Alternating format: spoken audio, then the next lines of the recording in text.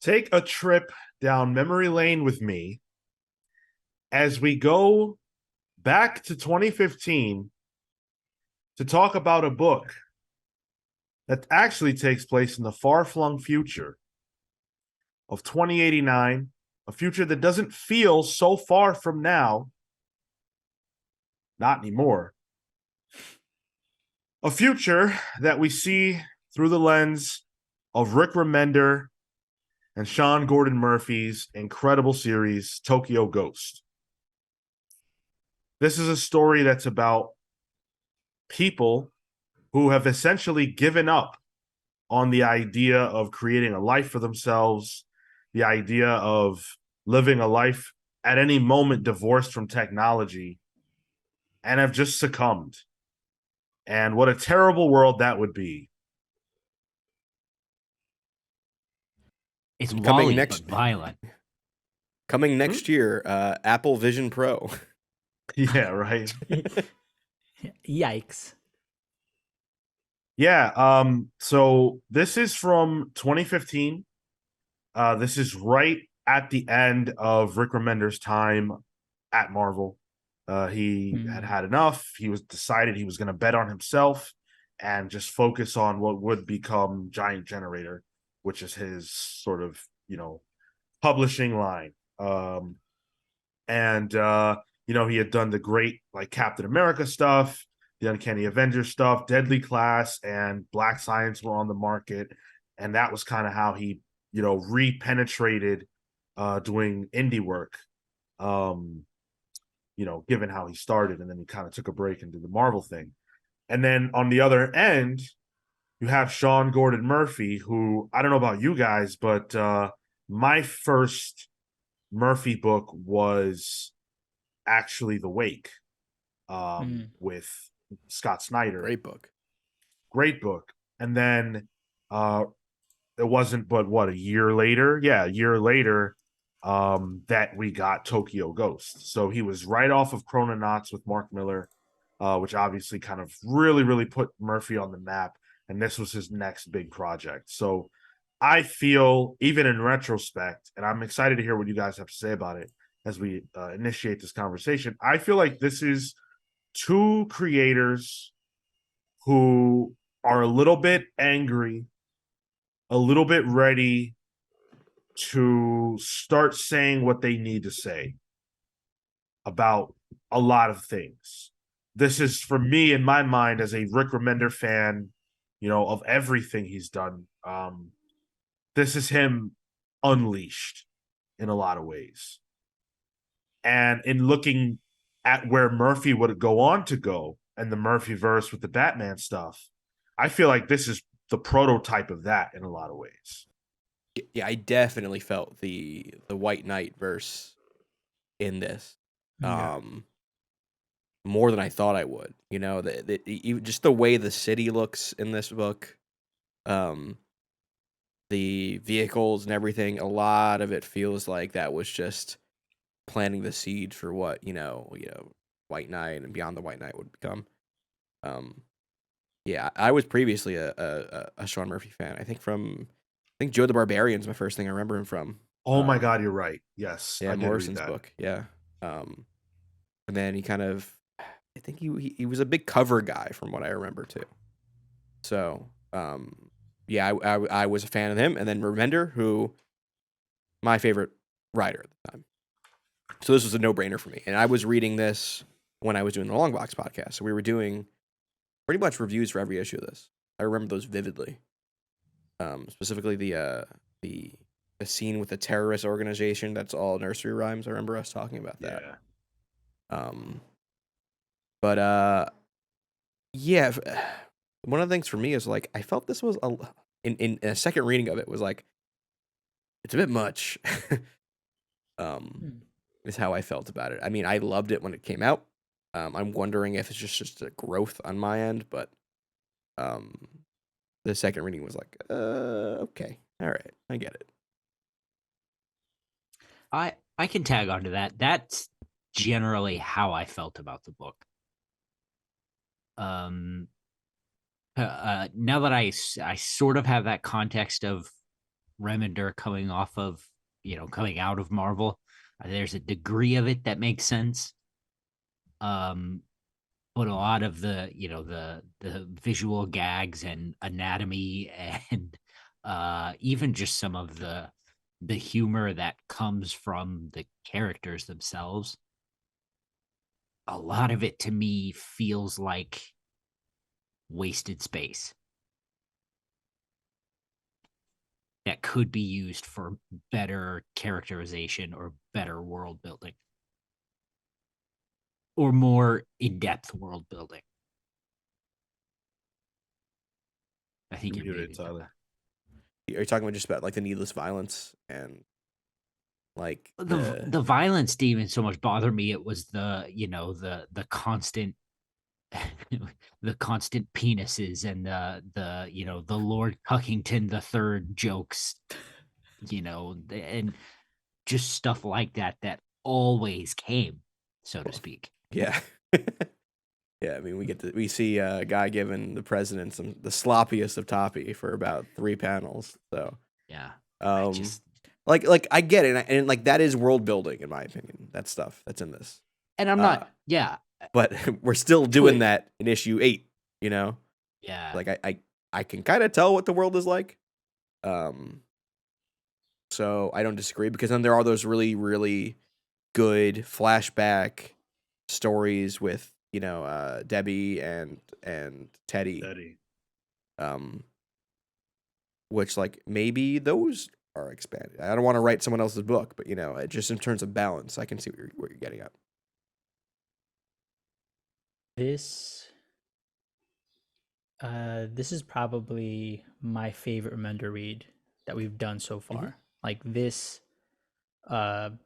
absolutely knocked it out. Like he's already been more recently, in the stratosphere for me, but like this just continues to pile on this. It was, I think, hyper like maximalist.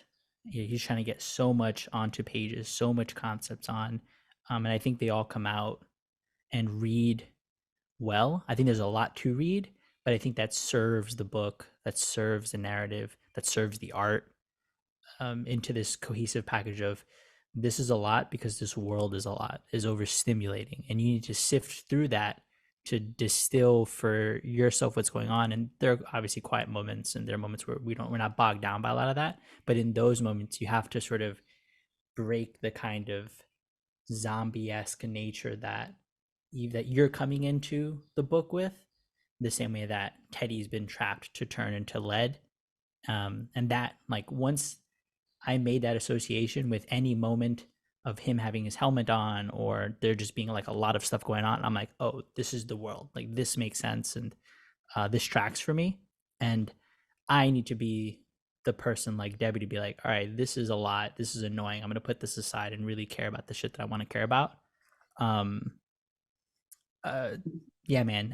I've had this. So, Sean, I was picking up all of as much of the Image stuff as I could back in 2014, 2015, 2016. So this is actually a set that I had picked up back in probably whenever the book ended, 2016, 2017, at a convention.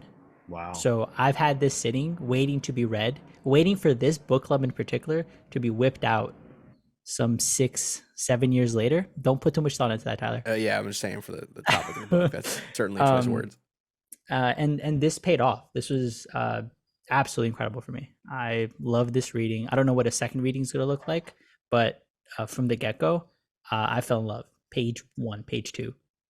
So that's fantastic, Marco. I love the fact that you seem to have gotten exactly like what I thought they were trying to do with the crazy overstimulation, as you said.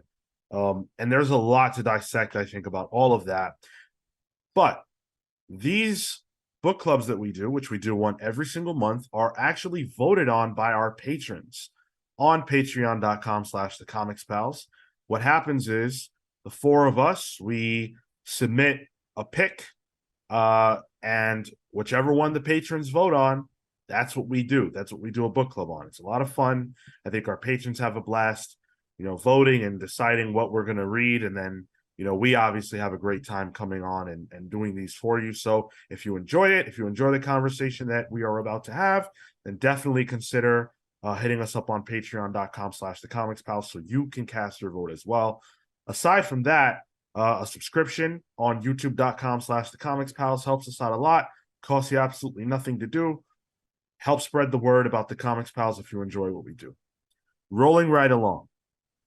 This book, if you can cast aside all of the craziness, all of the the ridiculous names, the constant, cursing and everything else, if you can shut out the noise, is very much a love story. It's very much the love story of these two characters that were introduced to, right away in the book, Led Dent and Debbie Decay. And they are essentially what pass for like cops, detectives, or whatever in this new world.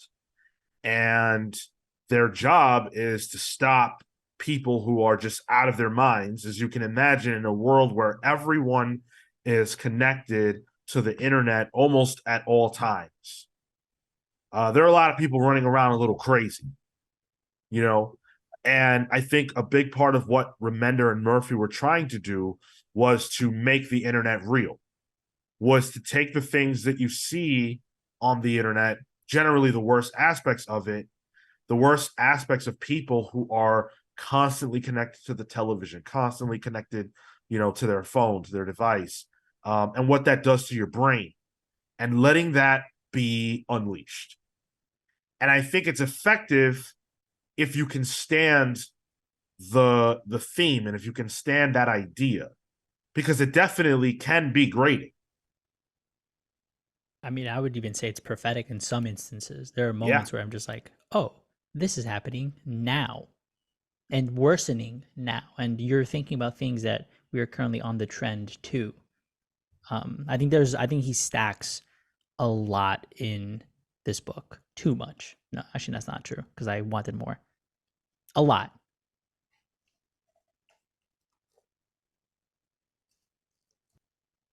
Yeah, there is a lot. And the first issue, it covers a lot of ground. The first issue, and by the way, what am I doing? I need to show off. I didn't get you this got the for deluxe. nothing. Yeah, I got the nice, Giant Generator deluxe hardcover edition. It's absolutely gorgeous. This is huge. Yeah. I don't know if the size really comes across if you're watching us on YouTube. They usually put it next to a Coke can. But this is an enormous comic, and I think Gordon Murphy's art is meant to be seen this way. Like, I just opened to a random page, and it's just gorgeous inside, and it really nails the scope of the book. But the first issue is enormous in terms of what it accomplishes. It introduces us to this world. It introduces us to the central, characters and themes and problems that we're going to deal with for the entire 10 issues. It introduces us to the central antagonist, who is this internet-made human type of person who is just a meme factory. And all he wants is chaos and violence. He's like the Joker of this world, if you will. And, they have to stop him. And he's connected. He can connect to other people. He can take them over. He is all powerful in this space. He's 4chan incarnate, really. Yeah. Although it did date the book when he kept saying on fleek. I was like, oh yeah, this came out in 2015. Yep, that's about right. But you know what I like about it? Yeah. What I love about that is that if you were reading it at the time, it's appropriate for the time you were reading it in. But if you're not, and you're new to the book and you've never heard that term before, it sounds like some ancient or even made up term that then fits the book even better. It just sounds like meme talk. What Yeah. is Miles Morales? No, Miles O'Hara, Miguel O'Hara. Sorry, Spider-Man 2099. There's that. He has that thing, or like Shock. Batman I Beyond. think he They says always have. shock. Yeah, shock. Is Yeah, that Batman? Yeah. just weird stuff like that. Yeah. But I was Yeah, on well- Vine. I know what that is. Remender, come on. At one point, this guy, what was his name? Davy Trauma or something. Yeah, yeah. He says, DJ, throw me on the nastiest Bieber. Right. Like, again, if you know who Justin Bieber is, then it's like, wow, yeah, these people are really stuck in, a particular time frame. But if you don't for some reason, then it just sounds like someone, made up, which of course, who doesn't know who Justin Bieber is? But yeah. Kale, the first issue, and you read this before, right? No, this is the first time I This is read your it. first read. Okay. Yeah. So the first issue is obviously a lot to take in. What were your immediate thoughts as you're getting through the first issue in particular? I guess my immediate thoughts, I think I was really comparing it to White Knight. Really lost in, oh, this blonde lady sure looks like Harley Quinn. Yeah. The chase and the way Remender sets up, showing off the world by this, essentially long chase scene, is done really well to explain the world, and they he goes through sort of everything you'll need to know to progress. And I found that really interesting. Things are moving and things are happening, and you need to know all of it to get through the chase scene. Yeah. I think this is a masterful first issue. I really do. I think that a lot of times we talk about the typical image number one that's very light on action, it's light on progression, it's heavy on table setting, and it often just feels like a sacrificed issue. And I don't think that this issue number one feels that way at all. I mean, you get huge action right out of the gate. It feels like a movie. And that's all deliberate. This world is hyper fast. Everything is now. Everything is happening. Everything is moving. The people aren't moving at all. They're stuck in front of their screens, but the world that they live in is all fast. It's gimme, gimme, gimme. It's instantaneous dopamine hits. And I think that they came out of the gate and gave us exactly that. They started the book with an action sequence. They didn't waste any time at all. And we get introduced into our primary characters, Deb and Led. And, Deb is this very attractive, at times scantily clad woman who clearly is head over heels in love with this hulking monster who looks like one of the ghosts of Batman from Grant Morrison's run, who was jacked up on Venom. He's got this helmet on and this cool ass bike, and a helmet he never takes off, and we're not sure why. And it's just so interesting and compelling, literally right out of the gate. And I feel like very few comics manage to do that. I think even the art, the way it opens up on page 2, it gives us a double page spread and like guides us visually through that. That first page where we're on a chase, we're coming down, and then just as this person breaks through a little, whatchamacallit, like a little alleyway, it's just double page spread, followed by a very open page, followed by 2 more back-to-back double page spreads, or at least interconnected pages, just to again keep us in this space of, okay, we're big now.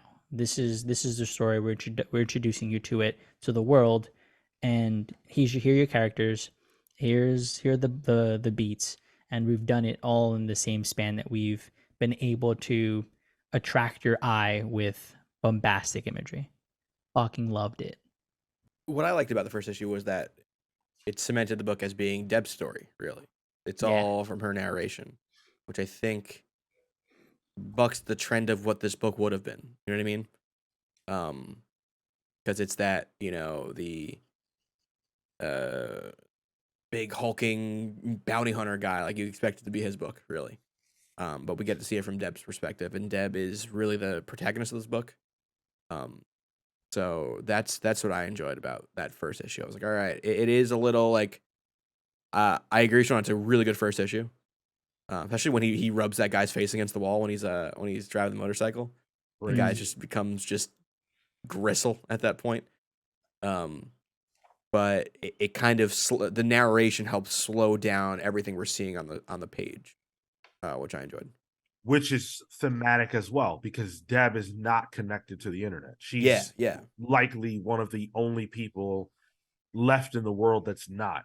And so she would be the grounding factor, and her narration would accomplish that goal. I mean, this is a book that's almost hard to keep up with because of how much is always going on. And I love the fact that if you pay attention to the actual art, you do get rewarded in a couple of different ways. So first of all, this is the page that introduces us to the death race, which they just happen upon. It's not even, doesn't really matter. But look at this page. Look at this spread. This looks absolutely phenomenal. And I don't know, once again, if it really is sold by me showing it to you here, but it's just beyond gorgeous. And one of the techniques that Gordon Murphy employs throughout the book is these spreads, which are not necessarily typical splash pages by any means. They are full story pages, but they're interconnected. And I think what that does is it creates a seamlessness. You don't have to think about how to read this book. It's there. And everything is so easy for you.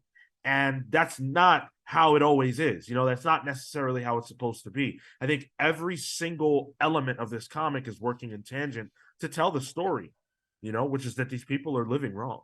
One of the cool things too that you're rewarded for with the art too is whenever you see Lead Dent, when he's Lead Dent, and you can see all the different screens, but it's mirrored because he's looking at it, so you have to read things backwards and stuff sometimes. Sometimes like what's in there is like added just a little bit of flair that I really liked.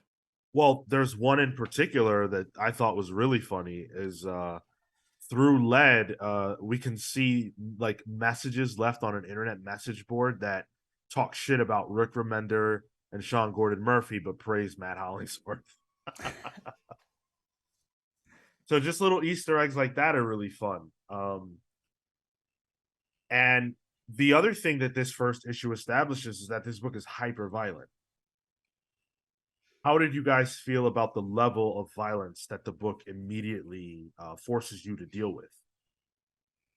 Fine. It feels typical of an Image book. You can come in sort of expecting a bit more blood, a bit more profanity, a bit more just gore, I think, a lot of the time, or at least the capacity for it.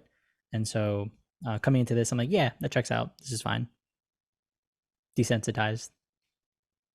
Yeah, it felt like another world more than an extension of ours. In that way that it felt sort of Blade Runner-esque. The first thing that happens in Blade Runner is the guy gets the tests, and then he's killed, isn't he? The first android we see on screen at the very beginning. They got the first guy they were chasing. You've never seen Blade Runner? No, to my shame. I think you would really enjoy it. Probably. Life-changing, honestly. Anyway, yeah, it felt like that. It felt very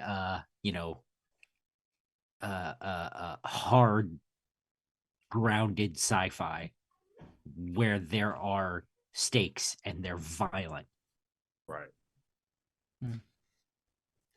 So, yeah, the first issue ends with them having, saved the day, presumably stopping Davy Trauma, and, that's all cool, but that's not where the emotions are supposed to be. Like that's not the center of the story. The center of the story is the relationship between Yeah. Led and Deb, and really, as much as they're trying to stop crime and whatever, she's trying to save him.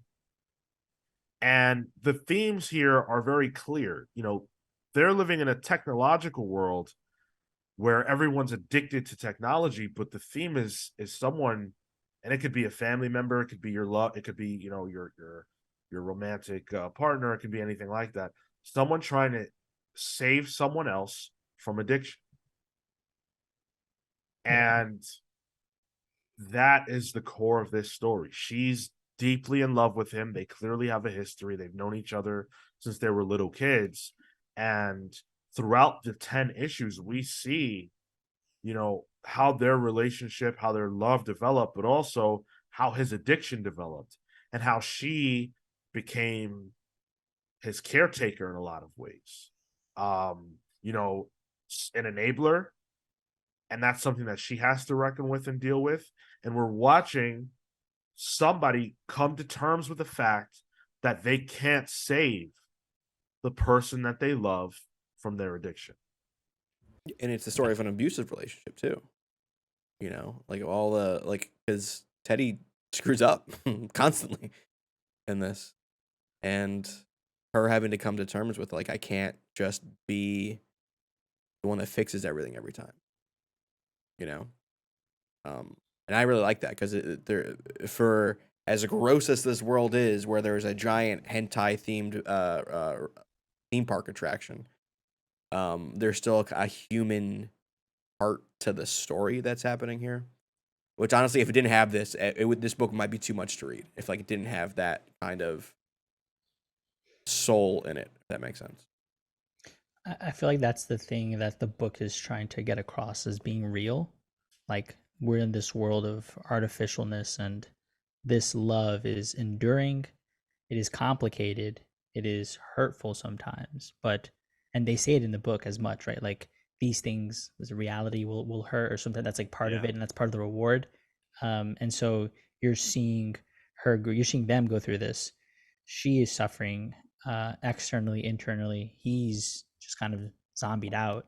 But to your point, Tyler, that human piece is what is real for the book, and I thought that as a driving central tenet and theme and just something to ground us on. Again, just really well done. I cried 3 times in this book. Bro, I haven't cried from a book.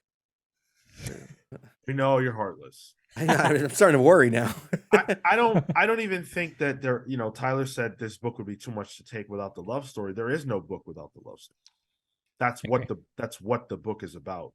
The other stuff is a framing device, and it's an effective one, and I think it's an interesting one because there's also a story here about nature versus technology, and the way we're choosing to live our lives and how, that transforms not only us internally but the world around us. And I think that that's all beautifully well told as well. But where I feel Rick is really flexing is in his ability to center this beautiful love story amidst all this chaos and craziness. I think it's excellent. It's extremely well told. And I feel like this is Rick at his finest. I really do. Both of them, I think. Oh yeah. In particular, one of the things I noticed from Murphy was just how consistently angled these things are. I feel like when we were reading White Knight, he draws with really sharp lines a lot of the time, thicker inks, but sometimes they get too scratchy or too loose. There were a lot of moments here where I could look at the page and be like, oh, I see the shapes. I can see the geometry in what he's drawing, and that played consistently throughout as well. So on top, the both of them were just on A plus game. Yeah, I mean, say what you want about Sean Murphy, as a person. I don't think you can really dispute that he's a good ass artist. Talented dude, yeah. He's the landlord, right? Yeah. Although I would say maybe his stuff has been a little derivative of his own stuff at this this stage, but even then, like it's just like no, that dude just knows how to draw a good vehicle. Like let him cook at it, you know. The book takes a pretty sharp turn, though. We leave the world of Los Angeles, which is this technological hellscape of it's like the internet and Vegas everywhere all the time. It's really disturbing. But we leave that world and we go to Tokyo, which is the last bastion of no technology left on Earth. And this is an opportunity for Lead to essentially detox and go through withdrawals. And, again, the text is he's withdrawing from, an addiction to technology and the chemicals that he's been implanted with. But again, the subtext can be, drugs, it can be food, it can be honestly, it's any addiction. And I think that the way that was all presented, especially because it's juxtaposed with, Lead, we learned to be Teddy, it's juxtaposed with the backstory that's unique to him, but not necessarily impenetrable for anybody to relate to. Why he's like this, what led to him being like this, and it has nothing to do with technology. And I think that that's something that people so often forget about addiction is that it's very, very rarely about the thing that you're addicted to. It's often about the thing that you're trying to get away from. And so in this case, it's his life, it's his weakness. It's, feeling like he lives in a world that expects him to be a certain kind of man that he's not. This is also a book that's talking very directly about masculinity. And it's through the lens of a lot of different characters, but most directly Teddy, who is struggling with the fact that he's just not strong enough as a kid to protect his love from this harsh world. And so he makes himself into a monster to become the man he thinks he's supposed to be.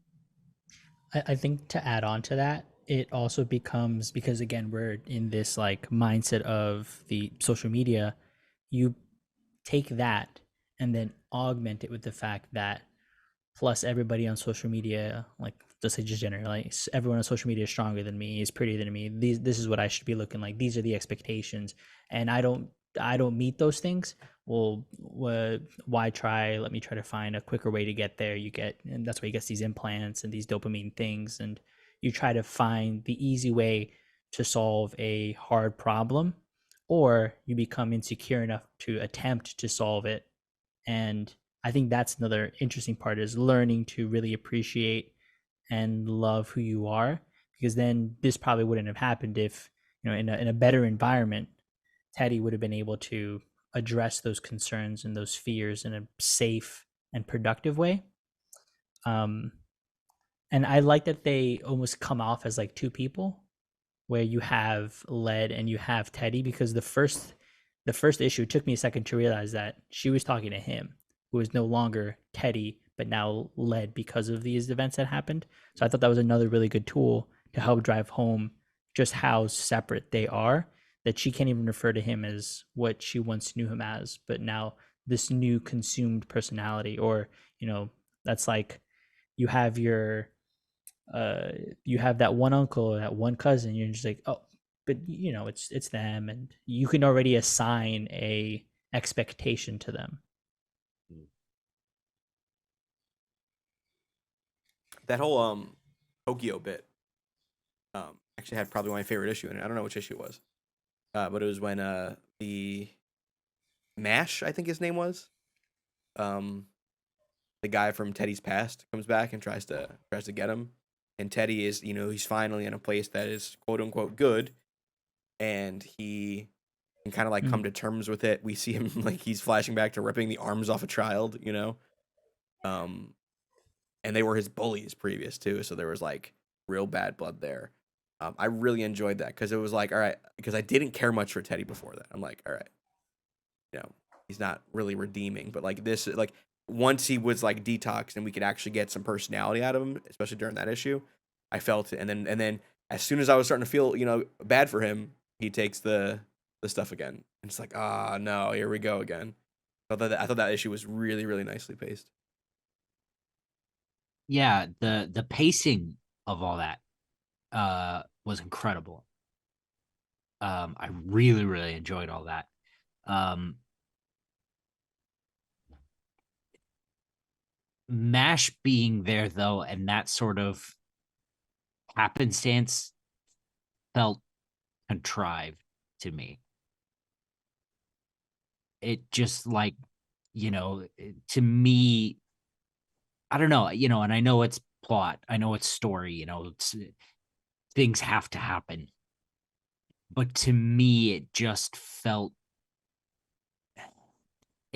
like a moment of seeing the gears turn.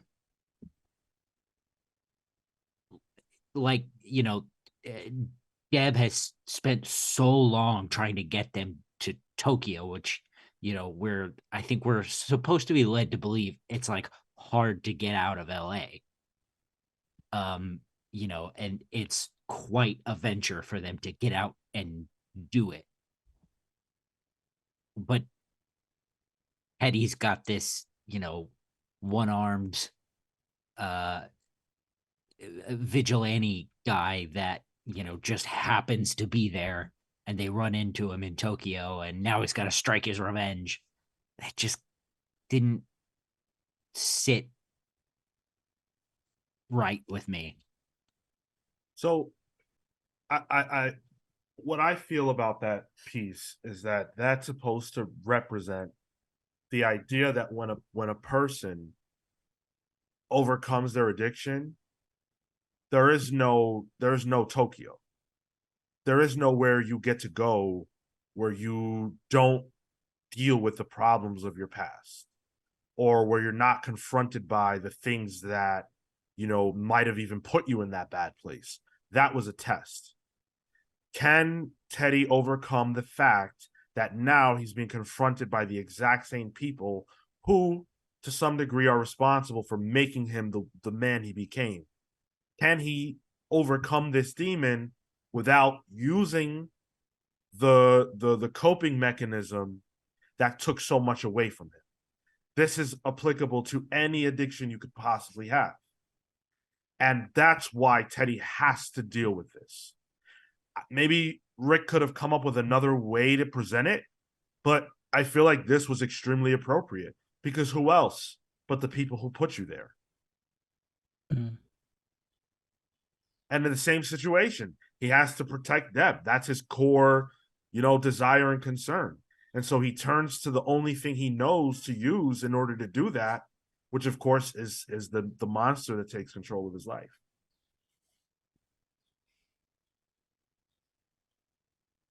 Yeah, that makes sense. It does add to the feeling of this tight narrative.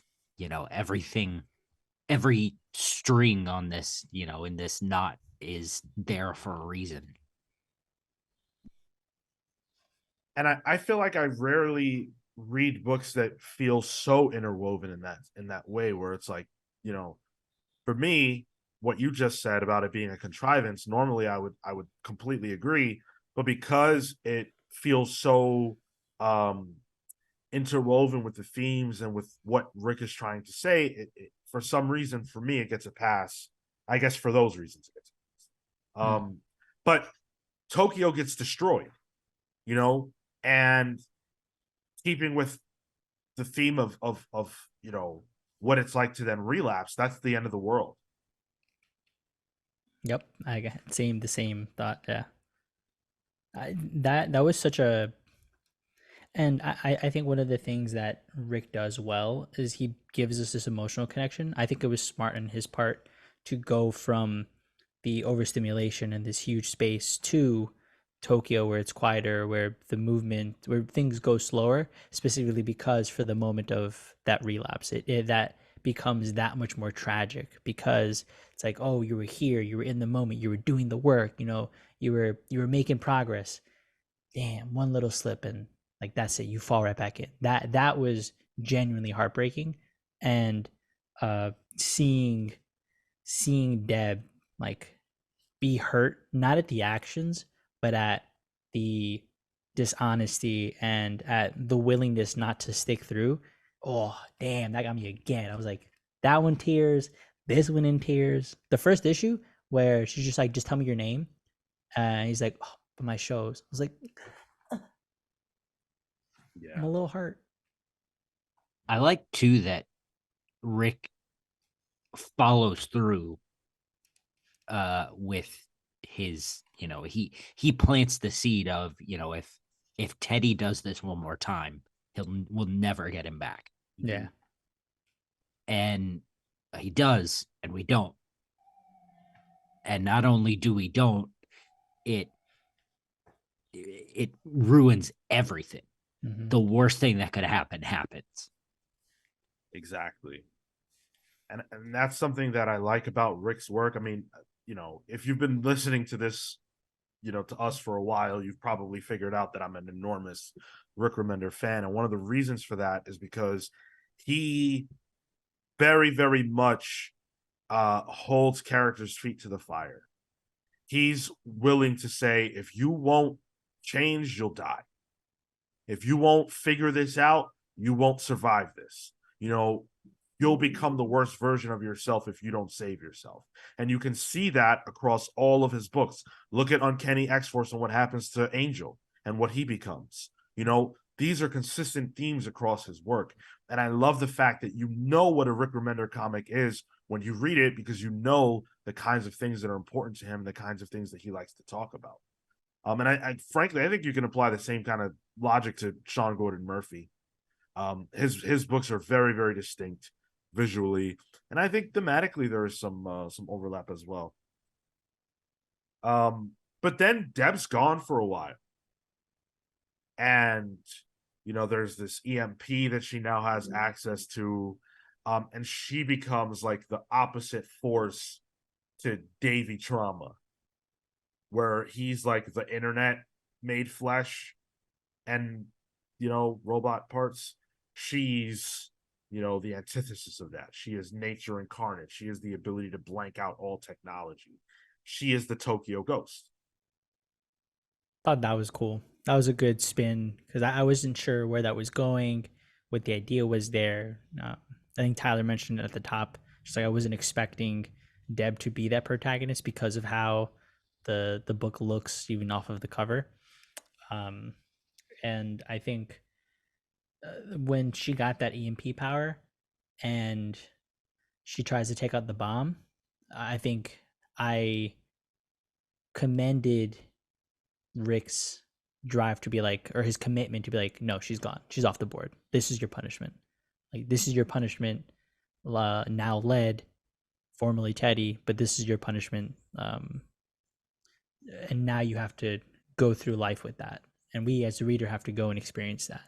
I thought that was a really strong moment. I almost didn't like when she came back, because that part for a second felt to me like a contrivance. I'm like, she was right by the bomb. She hit the EMP thing. Like, I saw her blow up, but fine. This is cool. I'll give it to you.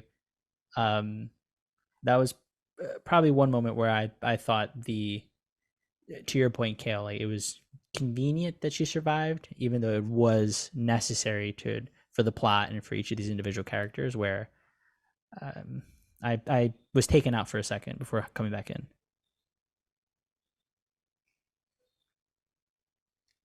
Hale had mentioned earlier, that we never get Teddy back, and we sort of do for just a brief moment, where it seems like he's back and he's speaking to Deb, and he's kind of saying like, I'm all messed up, and he says, I ruined everything, which we definitely know to be the case. But then he's forced to slit his own throat by Davy, which was absolutely crazy. And I forgot that happened. So I had a genuine reaction this time around. I was like, oh shit, he's just dead? Like, that's it? What the fuck? And they try to get us with the okey doke by saying like, oh, they Arnim Zola'd him, his Right. consciousness he's still around, but and I think that's the idea of sticking with somebody who has an addiction. It's like the constant hope that's there, even when it's obvious that it's not there. You still kind of cling to it, and she makes that decision to just, screw it. I gotta do what's right. Yeah. Also, how about Rocket Raccoon being the one to take down Davy, just like he did the High Evolutionary in Guardians 3? I love red pandas, so more red panda representation. Yeah, and I like that they didn't hurt him. So I was like, this world Right. sucks, but he's okay. That's what matters. Little Tanuki. True, yeah, that is a Tanuki. Yeah. Oh man. Yeah, and then really from there it's just about resolving this whole thing. And I personally really love the way the book ends. Forcing Deb to kind of have to choose, and her ultimately choosing herself, because her story is one of codependency. Mhm. Teddy is literally addicted to technology, to drugs and things of that nature, but she's addicted to him. She's addicted to the role that she plays in her life because it gives her purpose. Later on in the book, Rick Remender, through I think it's Deb's narration box, talks about how there's something in humanity, there's something inside of us that makes us feel small, and that we fill that void with different things, and that maybe that's why God was created, but God wasn't enough. And so then we created technology, and we created all of these things, all these distractions to fill the void and make us feel like we're worth something. Well, in Deb's life, what makes her feel like she's worth something is her mission to save Teddy. And so, yes, she definitely loves him genuinely, just like he loves her genuinely, but he also performs a function in her life that gives her value and meaning. Just like Ted's addictions, in a sense, give his life value and meaning. So I love the way that Rick was playing with those themes throughout the book, and how ultimately she finds value and meaning in humanity itself by the end of the book. Like at large versus the Yeah. individual. Exactly. I thought that was I had a hard time with that. I think ultimately I agreed that the answer for her benefit was to let go and just start to live her life. And this is probably what Rick wanted, but that was a really hard choice. Like I sat with that for a second, and like I don't know how I would go about doing that. Like I don't know how I would go about and being like, but this person that I know, that I care for, that I love, and the fact that she is in love with him, I think makes matters worse. Is how do you let go of that? It is unsightly, it's scary, and to see that person devolve, but uh, is it moral at that point to let that person go? And I think that I don't know where Rick's gonna go. Where my mind ended up going was like, I think ultimately you serve a larger group better with yourself intact than you would this individual. But that one, that was a spiky versus a squishy thought that I really had to just kind of like figure out. I love that he presented that in this book.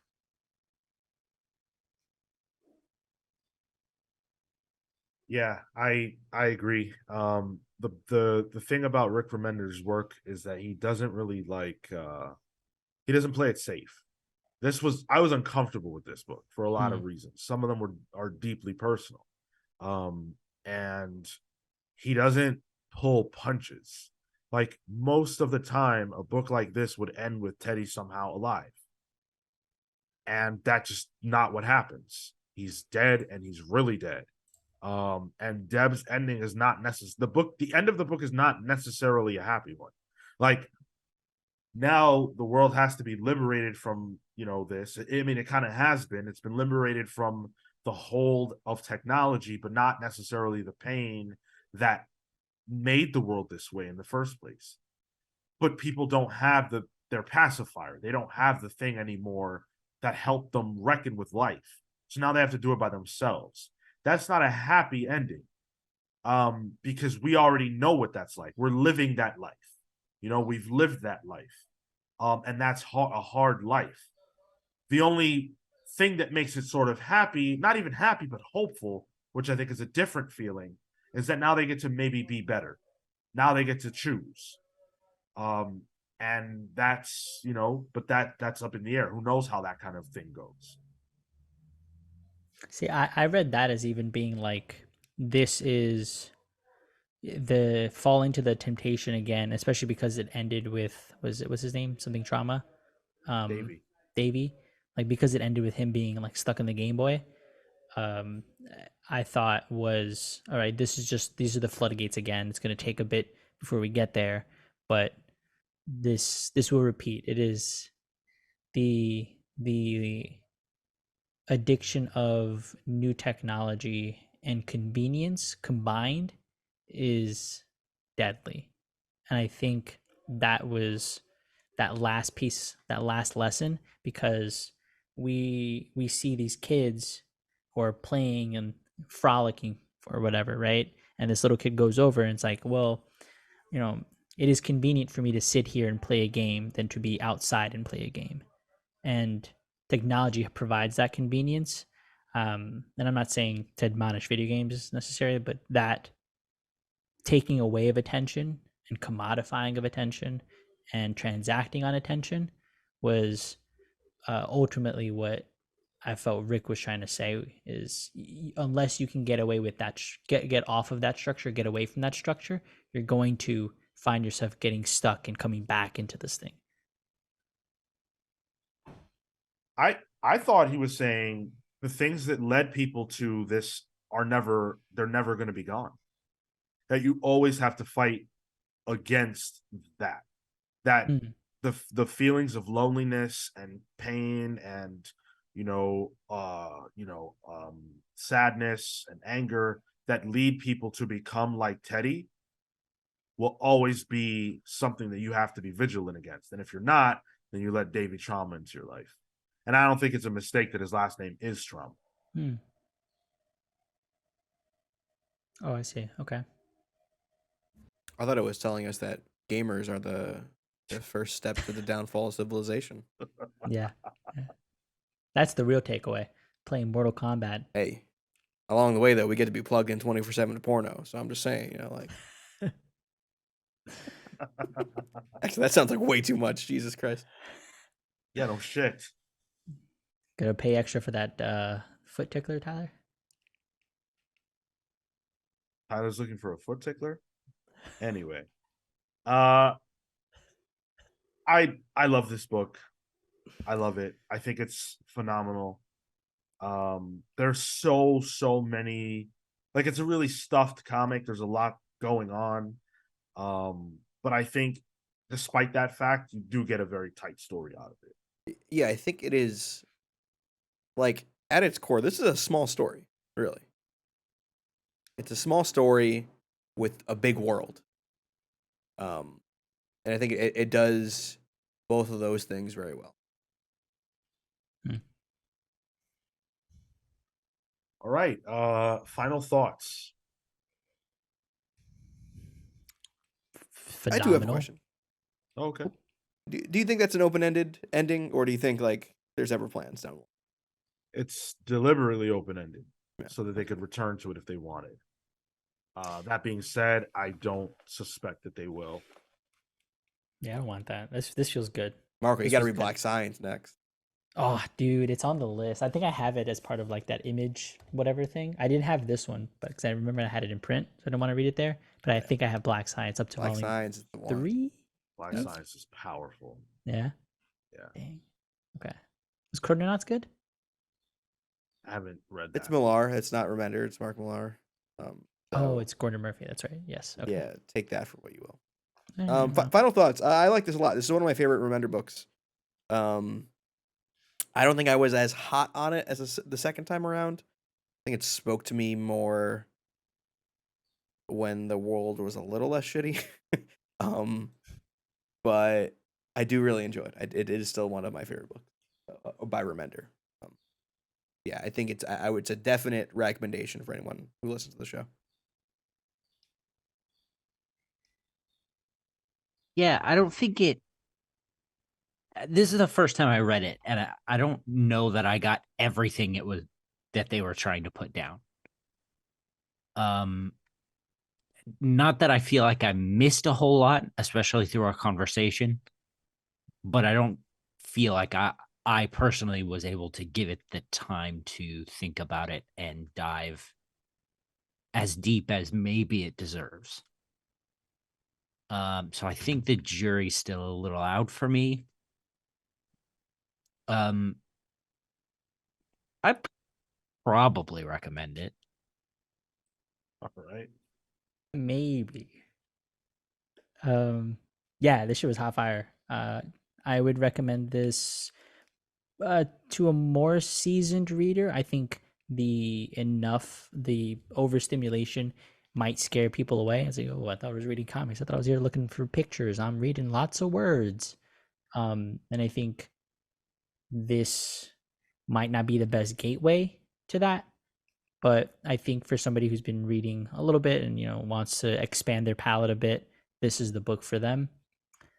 Otherwise, hugely impacted by this. A lot of this stuff, a lot of what Rick talks about here is just stuff that I think about and that I like inundating myself. And so a lot of it felt like natural extensions of my own conversations and where I feel like social media is heading and where we're heading as like a society. It got very doomsday-y for a second, but then he injects this little bit of hope with Deb, and I'm like, oh yeah, that's right. I'm a positive person. So yeah, phenomenal. This is probably like a 9.5 out of 10 for me. She was good. Yeah, I mean, I think this is one of Rick's finest books. But every one of Rick's books is one of his finest books. So I don't even know what that means anymore when it comes to him, at least in my mind. I think that in this book, Rick Remender is Deb. And I think that the hyper stimulated world of LA is Marvel Comics and DC and big comics publishing. And I think that he got right the hell out of there and went to Tokyo. You know what, Rick? I hope you're having a blast, as much of a blast as I am having reading the work. So I recommend this to anybody. I think if you can look past, as Marco said, if you can sort of take the presentation for what it's meant to be, then you can find the heart and soul of this book. And I think that it has a whole lot of both. So yeah, love it. Love it. Love it. Thank you to the patrons for giving me an opportunity to reread this book. You guys are all fantastic. We love you, and we hope that you'll vote as fervently on the next one. If you would like to also take part in the voting for the next book club, you can do so by heading on over to patreon.com/thecomicspals. You get your ability to vote and a whole host of other cool things that we have on offer over on our Patreon page, exclusive shows, a nickname and a shout out on our main show, all kinds of cool stuff. Speaking of our main show, you can check that out every single Saturday at 10:15 Eastern, streaming live on YouTube, and 6 p.m. Eastern for Pals Pulls, which is the show where we review comics every single week. Thank you all so much for listening. Until the next book club, we are the Comics Pals signing off. Take care, guys. See you next month.